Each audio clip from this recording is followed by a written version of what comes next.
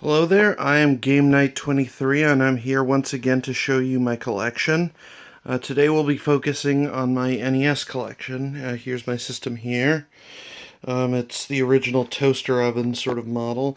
It uses both RF as well as AV, although the system's in mono. Now, one thing you might notice is how strangely designed this system is compared to all my other game systems. Yeah, you put the cartridges in through this. That's because after the video game crash of 1983, no one really wanted to stock video game consoles, so Nintendo kind of marketed their system as more of a general purpose entertainment system and sort of made it look more like a VCR. Um, to and actually this actually led to kind of a major design flaw in this thing where because you push down on this thing every time you want to play a game, it actually over time the connecting pins that make the games work will actually kind of warp and deform over time. I can kind of fix things a bit by cleaning it, and but generally it's very inconsistent in how it plays games. Like I sometimes have to fiddle with it for like as long as like 20 minutes just to play one game, and I am eventually either going to have to replace the pin connector or else pull it like take this thing apart and sort of pull it out and do an in-depth repair job on it. But that's something for the future. Down here, I have a bunch of various NES peripherals. Like, these are joysticks for it. I've got a couple of these. As you can see, they're good for some games, I guess, like flight games. This is a third-party NES controller. It's made of fairly cheap plastic, but it's good because it has turbo. This is, of course, an original NES controller. Very good. This here is a cleaning kit. You just put cleaner on the on this thing, and you stick it in the cartridge slot. It's good for getting this game going somewhat. Over here I have a Game Genie. Now what this thing does is it basically hacks your game and lets you input cheat codes that the developer didn't intended. Nintendo actually tried to sue Galoob, who are the ones who made this, but they lost that lawsuit because this thing doesn't actually permanently alter the game. It only, when you power it off, all the changes you've made they go away. Now this thing here that I have is a 60 to 72 pin connector for the NES. What it does is it basically lets you play import NES games. In Japan, the NES was called the Famicom, but it uses slightly different cartridges, but more or less the same technology. So, yeah. Now over here, I have the power pad. This is, it's a really cool thing I have. Unfortunately, not many games used it. In fact, I only have one, and I think that there were only, like, maybe 4 to 6 games that actually use this thing. I don't think I'll ever use it that much, but it's cool to have regardless. Now, actually, one thing I want to go over with the NES is that if you look at all these games here in the case, you'll notice that they're all pretty uniform, which is a stark contrast compared to last time when I showed you my Atari collection, how each company sort of had their own standard. That's because by this time, again, the video game crash of 1983 had happened, and it was largely a result of the lack of quality control, because anyone and everyone could release games for the Atari, so anyone and everyone did, and it caused the market to be flooded with crap. Now, what Nintendo did was that they put in a lockout chip that they owned they owned a patent to it. So if you wanted your game to work on an NES, you had to have the corresponding chip in the cartridge, and as a result, Nintendo was able to restrict what games could be put on the system, as well as enforce certain quality standards. Now, of course, this didn't mean that some crap didn't get on the system. There's plenty of it, but it didn't. But it does mean that in general there was less deviance. One thing you'll notice here is that I only have 2 games like this, but a couple of them come in these black carts. These were made by Tengen, who made unlicensed NES games. Like, there's Miss Pac-Man, and I've also got Rolling Thunder up here. They would eventually be sued by Nintendo, who would win that lawsuit, because, as it turns out, Tengen, their solution to cracking the NES lockout chip was simply to rip off the patent, which basically they copied Nintendo's design illegally.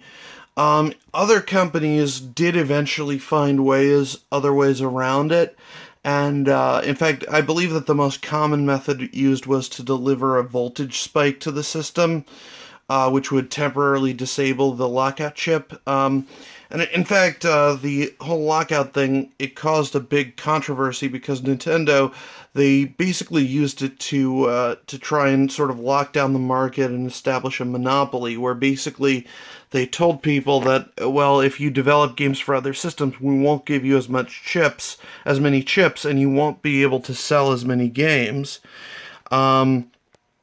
Luckily, this eventually ended with an antitrust lawsuit in, I believe, the late 90s, which is why we now have much more competition today than we did back then. Now, as for the games themselves, I've got quite a few. Like, I've got, actually, 3D World Runner and Rad Racer are kind of interesting in that they both allow for the use of anaglyphic 3D glasses, basically the red and blue ones. Doesn't work on modern TVs, unfortunately, but it's kind of a cool thing that they did back then. I've got Adventure Islands 1 and 3. I'm missing number 2, unfortunately. Batman, that's actually a really good game for the NES. It's based on the Tim Burton 1989 movie.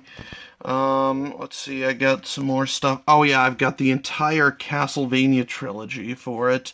I've got Castlevania, the first one, Castlevania 2, and Castlevania 3, Dracula's Curse.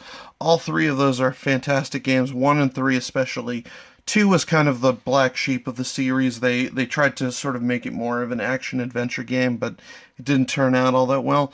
1 and 3 are fantastic. Hard as hell, though. Like, seriously, some of the hardest games I've ever played. Here I've got Double Dragon 1 and 2. Those are classic beat-em-ups.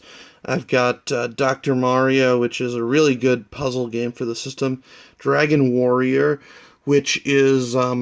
it was actually pretty much the very first Japanese RPG, and it became sort of, in Japan it was called Dragon Quest, and it became just a huge sensation there, to the point where it's still a huge franchise even today.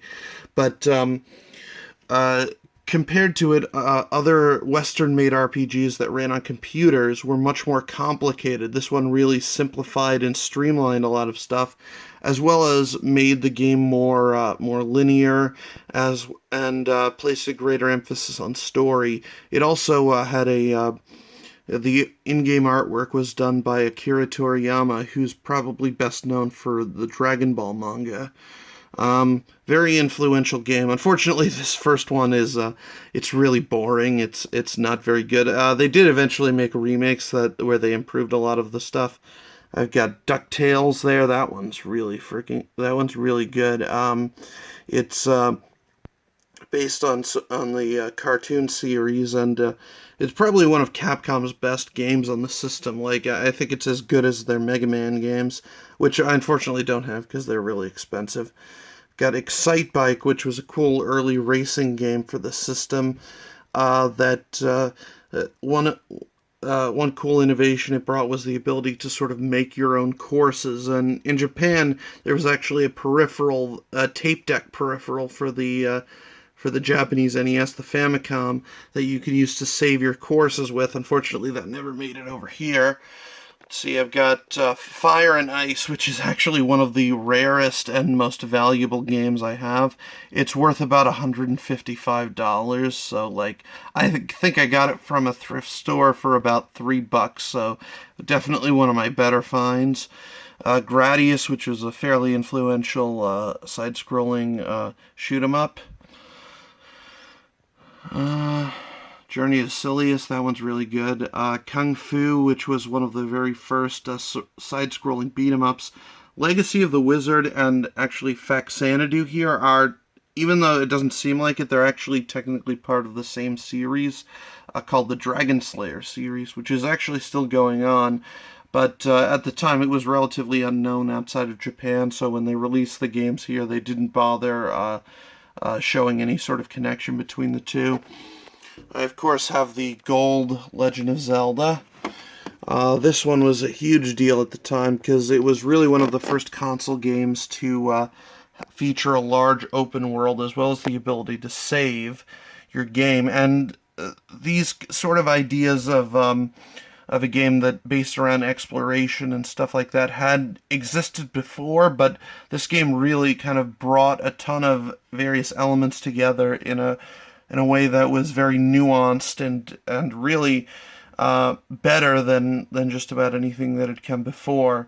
And the series is still going strong even now. Oh yeah, I've got the original Metal Gear for NES. This was one of the very first stealth games, originally released for the MSX home computer. The NES version is unfortunately not very good. It's interesting, which is why I have it, but it was rather shoddily programmed, unfortunately. I've got Ninja Gaiden 1 and 2. Those games are really good. Very hard, though. They were some of the first games actually to feature sort of cutscenes and with a story to basically at the end of every level you'd be sort of rewarded with a new scene that would progress the story. And this is commonplace today, but it was kind of a new thing at the time. Got Mike Tyson's Punch-Out, which I actually still think that this is probably the best boxing game even to this day. Like, other games have added more depth and more complexity and stuff, but I think that there's a certain purity to this game's simplicity that they really just kind of got everything right here. It was less a simulation of boxing itself so much as it was based on sort of memorization and pattern recognition, and it's a ton of fun. Let's see, I've got more stuff here. By the way, this Robo Warrior is technically speaking is actually part of the Bomberman series, which it's a spin-off. It was in Japan. It was a spin-off called Bomber King. Shadowgate. This was actually one of the This was originally released on the Apple II, and it was part of the McVenture series, which were some of the very first point-and-click adventure games out there. I've got also Street Fighter 2010, which, obviously the year 2010 has already passed, and this game's really weird. Like, when you think of Street Fighter, you think of, like, one-on-one fighting, but this one, this one was like a weird Mega Man-esque platformer. That had virtually nothing to do with anything else in the series. Star Tropics was good. It's kind of plays like Zelda, but it's sort of more heavily puzzle focused. I of course have all three Super Mario Brothers games. Super Mario Brothers 1, 2, and 3. 1 was of course massively influential and innovative at the time. It really brought games sort of to the next level. 2 was kind of a weird. It deviated from the original in a lot of ways. That's because in Japan it was originally a game called Yume Kojo Doki Doki Panic, and when they brought it over, they basically replaced all the original characters with Mario characters, and the Japanese Mario 2 would eventually be released as the Lost Levels much later on, but it's a really cool game in spite of that. Like, I actually think it's much better than the Japanese Mario 2. And then, of course, you've got Super Mario Brothers 3, which is probably the best game on the system, if I'm being honest. Like, it really sort of elevated the series and refined everything that the series had been building up to that point. I've got like Tetris, which is a classic puzzle game, Tecmo Bowl, which is probably one of the first really good football games. I've also got the first two Teenage Mutant Ninja Turtle games. Those are good. Down here, I have a few others like some PC ports like Ultima Exodus, Wizardry, and Where in Time is Carmen Sandiego. I've got Zelda 2, The Adventure of Link here. I'm actually really not a huge fan of this one. Like, I find it to be very sort of weirdly designed. Like, it has a very inconsistent difficulty curve. Um, it's interesting. Like, it certainly brought a lot of elements to the series that would become staples later on, but I'm just not a huge fan of it. And down here, I have a selection of Japanese Famicom games. As I said, I need the pin connector the adapter to sort of play these games. Unfortunately, most of these are in Japanese, although some of them are simple enough to where I could probably play them without too much trouble. Um, so, like, I don't even know what some of these are called, but they're interesting, and you might have noticed that they feature very different cartridges. Like, that's because in Japan they were much less stringent in terms of like reinforcing standard what cartridges should look like.